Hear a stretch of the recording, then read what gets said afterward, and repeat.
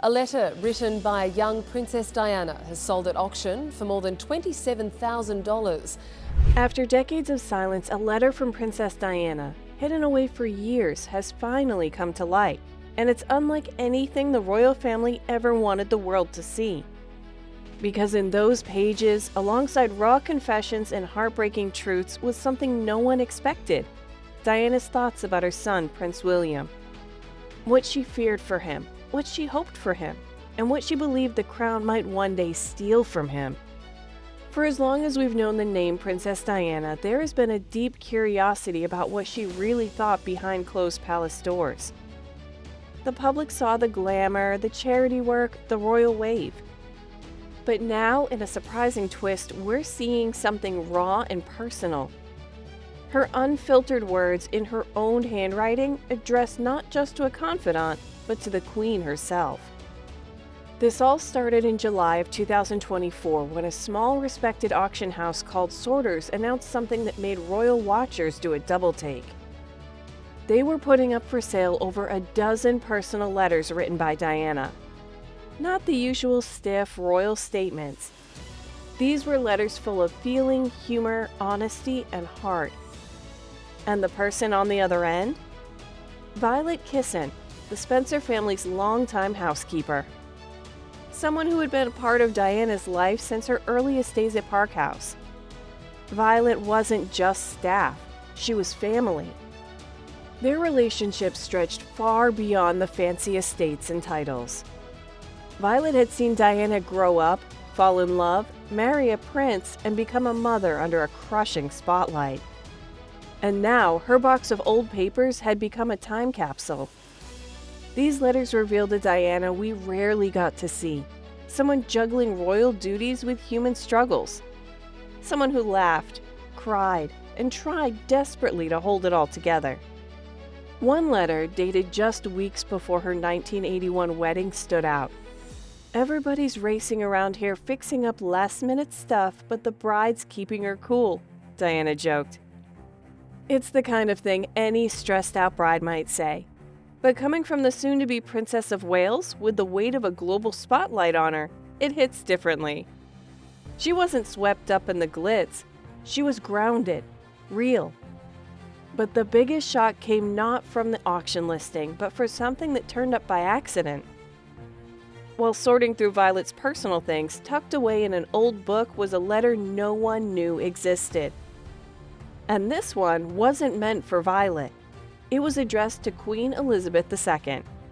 That discovery sent shockwaves through the royal world. This letter wasn't part of any known collection. It had never been mentioned in biographies or tabloids. It was Diana, writing directly to the Queen during the rough early 90s, when her marriage to Prince Charles was crumbling and her life was becoming tabloid fodder. And what she wrote?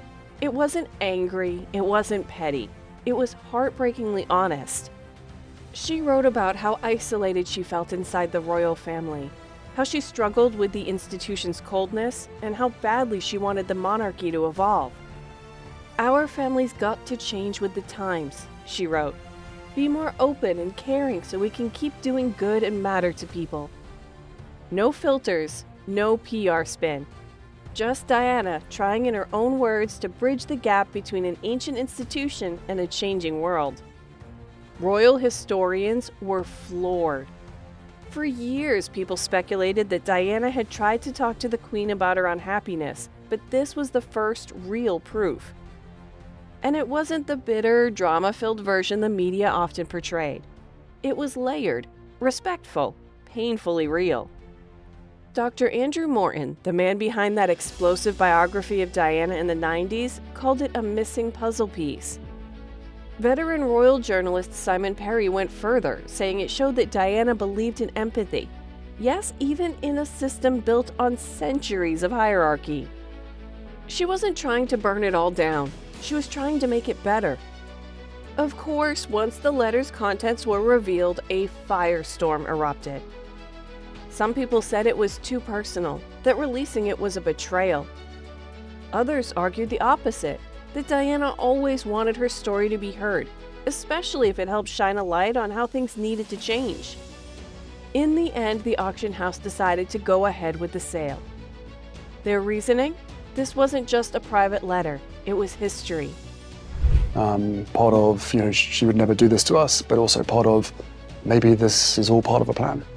When the letter went up for bid, people from around the world tried to get their hands on it.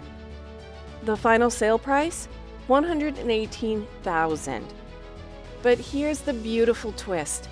Just like Diana would have wanted, all the proceeds went to charities she and Violet had supported during their lifetimes. Even in death, Diana was still giving. But that wasn't the only twist in this royal saga. Shortly after the auction, another letter resurfaced, this time from the Queen to Diana. It was dated November 1995, right after Diana's now legendary interview on the BBC's Panorama, where she famously said, "There were 3 of us in this marriage." The whole world watched that interview, over 200 million people, stunned by her openness and pain. The Queen didn't waste time. Her reply was direct and formal. She had spoken to the Archbishop of Canterbury, the Prime Minister, and Prince Charles. The consensus? Divorce. No discussion, no choice. Just a decision handed down from the top. Diana was crushed. She hadn't asked for a divorce. She wanted to be heard, not cut off. She reportedly told her butler, Paul Burrell, "That's a laugh. They think they can just decide if I get divorced." That quote captures everything.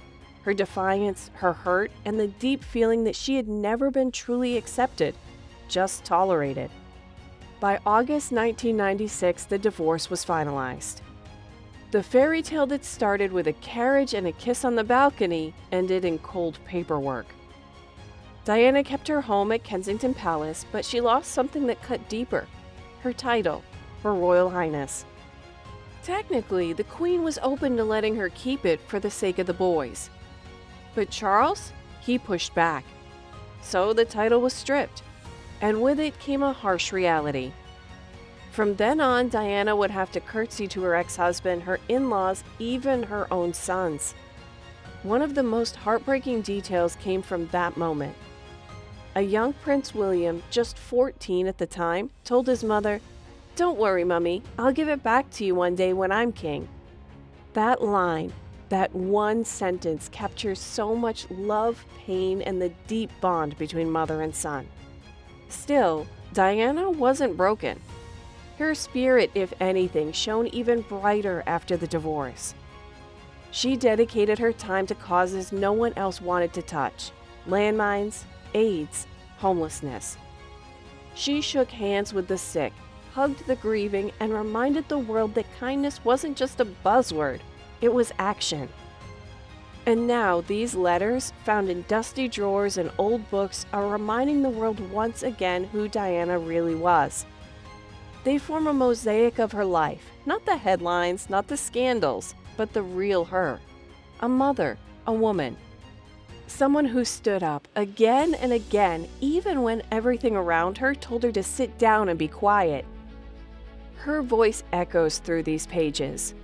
A voice that called for change, that refused to play pretend, that believed the crown could be more than a symbol. That it could be a force for good if only it learned to listen. Princess Diana's story was never really about fairy tales. It was about fighting for dignity in a world that didn't always offer it. It was about love, loss, and the courage to speak the truth, even when it wasn't convenient, even when it hurt. And maybe that's why, decades later, we're still talking about her. Because she wasn't just royal, she was real. These letters didn't just speak to the past, they echoed into the present, revealing a woman who never stopped fighting for love, for her sons, and for something better. So what do you think? Should the letter to the Queen have stayed private, or did Diana want the world to hear her truth? Let us know in the comments below.